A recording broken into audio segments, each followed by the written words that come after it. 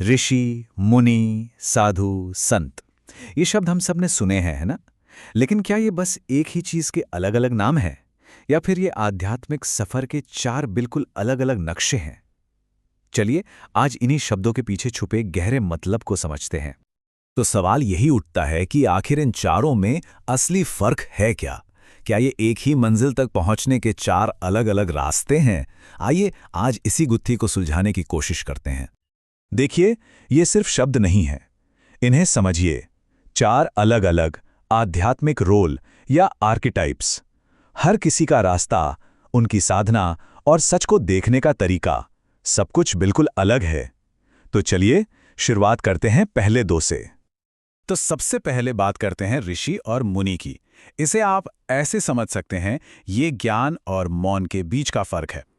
एक तरफ वो हैं जिनकी ताकत उनका ज्ञान और उनके शब्द हैं, और दूसरी तरफ वो हैं जिनकी पूरी साधना ही खामोशी में यानी मौन में छिपी है। तो यहाँ भी जो फर्क है वो बिल्कुल साफ हो जाता है। देखिए, ऋषि वो हैं जिनके पास परम सत्य का एक इंटेलेक्चुअल, एक बौद्धिक ज्ञान है, और वो अपने इसी ज्ञान से दूसरों को रास्ता दिखाते हैं। वहीं दूसरी तरफ मुनि की सबसे बड़ी पहचान है उनका मौन व्रत। ऐसा नहीं है कि उन्हें ज्ञान नहीं हो सकता, बिल्कुल हो सकता है, लेकिन उनकी साधना का जो मुख्य रास्ता है वो खामोशी से ही होकर जाता है।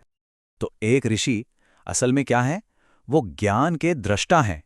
मतलब वो जिन्होंने शास्त्रों के गहरे समंदर को मथकर सच को बौद्धिक स्तर पर समझ लिया है, और अब वो दूसरों के लिए एक लाइट हाउस की तरह काम करते हैं। और मुनि, जैसा हमने कहा, उनकी साधना ही मौन है। लेकिन एक मिनट, ये मौन सिर्फ मुंह से चुप रहना नहीं है। इसका मतलब वाणी का पूरी तरह से त्याग भी हो सकता है, या फिर पूरी दुनिया से नाता तोड़कर बस अपने अंदर उतर जाना भी हो सकता है। ठीक है, तो ऋषि और मुनि तो समझ आ गए। अब आते हैं अगले दो आर्केटाइप्स पर, साधु और संत। यहां जो फर्क है वो है एक साधक की लगातार चलने वाली खोज और एक पवित्र आत्मा की अपनी सहज निर्मलता के बीच का। समझिए, साधु वो है जो एक यात्री है, सत्य की खोज पर निकला हुआ। वो साधना के रास्ते पर चल रहा है। लेकिन संत संत वो हैं जिनका मन और दिल बिल्कुल निर्मल है, एकदम पवित्र। अब उनके पास शास्त्रों का गहरा ज्ञान हो या ना हो, इससे फर्क नहीं पड़ता। उनकी जो प्योरिटी है, उनकी जो पवित्रता है, वही हजारों लाखों लोगों को प्रेरणा देती है। यानी हर साधु असल में एक साधक है, एक स्पिरिचुअल सीकर, एक यात्री। वो परम सत्य को ढूंढने के लिए किसी न किसी तरह की साधना कर रहा है। और ये जरूरी नहीं कि उसने घर परिवार संसार सब कुछ छोड़ ही दिया हो। और संत की बात करें तो वो तो जैसे पवित्रता की जीती जागती मूर्त हैं। उनका ज्ञान किताबों या शास्त्रों में नहीं, बल्कि उनके साफ निर्मल दिल में बसता है, और उनका अपना जीवन ही दूसरों के लिए सच्चाई का रास्ता बन जाता है। तो एक क्विक रिकैप करते हैं। चार आदर्श, चार रास्ते: ऋषि का ज्ञान, मुनि का मौन, साधु की खोज और संत की निर्मलता। रास्ते भले ही अलग अलग दिखें, पर मंजिल शायद एक ही है। लेकिन रुकिए, कहानी यहाँ खत्म नहीं होती। बात इतनी सिंपल भी नहीं है, खासकर जब हम ऋषियों की दुनिया में और गहरे उतरते हैं। यहाँ जो क्लासिफिकेशन है, जो वर्गीकरण है, वो इतना गहरा है कि वो अपने आप में ही एक ज्ञान का समंदर है। जी हाँ, बिल्कुल सही सुना।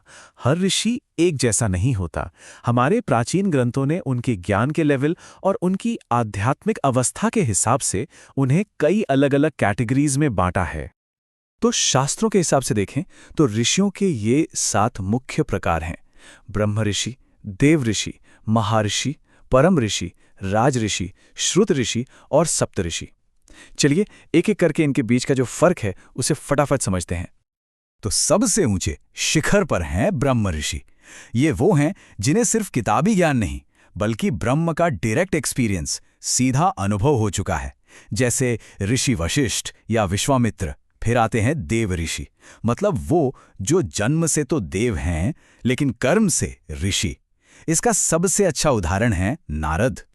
इसके बाद है महर्षि। ये वो महान सेज हैं जो आने वाली पीढ़ियों के लिए ज्ञान को इकट्ठा करते हैं, उसे सहेजते हैं, जैसे वेदव्यास या वाल्मीकि।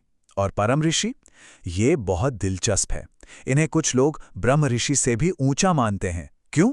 क्योंकि ये सिर्फ ज्ञानी नहीं होते, इनमें अपने अनुभव को, अपनी ऊर्जा को सीधे दूसरों में ट्रांसमिट करने की, यानी संचारित करने की एक कमाल की क्षमता होती है। फिर आते हैं राज ऋषि। जैसा नाम से ही जाहिर है, ये वो राजा हैं जिन्होंने राजपाट चलाते हुए ही ज्ञान हासिल किया, जैसे राजा जनक। इसके बाद हैं श्रुत ऋषि। श्रुत मतलब सुनना, तो ये वो ऋषि हैं जिन्हें ज्ञान डिवाइन रेवलेशन से या फिर अपने गुरु के मंत्रों को सुनकर मिला। और आखिर में सप्त ऋषि। ये वो 7 महान ऋषि हैं जिन्हें सबसे पहले सीधे भगवान शिव से योग का ज्ञान मिला था। तो अब सवाल ये उठता है कि हजारों साल पुराने इन क्लासिफिकेशंस का आज की मॉडर्न लाइफ में क्या रेलेवेंस है, क्या काम है इनका? दरअसल इनमें हमारे लिए एक बहुत गहरा और आज भी काम आने वाला सबक छुपा है। और वो सबक हमें मिलता है खासतौर पर राज ऋषि के कॉन्सेप्ट से। राजा जनक का जो उदाहरण है वो हमें क्या दिखाता है? यही कि आध्यात्मिकता का मतलब ये नहीं है कि सब कुछ छोड़ छाड़कर जंगल में जाना पड़ेगा। ये एकमात्र रास्ता नहीं है। ये एक ऐसा आइडिया है जो आज भी, बल्कि आज तो और भी ज्यादा रेलेवेंट है। राज ऋषि का आदर्श हमें यही याद दिलाता है कि अपनी वर्ल्डली रिस्पॉन्सिबिलिटीज को, अपनी सांसारिक जिम्मेदारियों को निभाते हुए भी स्पिरिचुअल पाथ पर चलना बिल्कुल मुमकिन है। और यही बात स्पिरिचुअलिटी को हर किसी के लिए असेसिबल बनाती है, सुलभ बनाती है। तो जाते जाते एक सवाल छोड़ जाते हैं। आज की इस भाग दौड़ भरी जिंदगी में इन 4 रास्तों में से ज्ञान का रास्ता, मौन का, खोज का या फिर निर्मलता का, कौन सा रास्ता सबसे ज्यादा प्रैक्टिकल और रेलेवेंट लगता है? ये गहरा सवाल है जिस पर सोचा जरूर जा सकता है।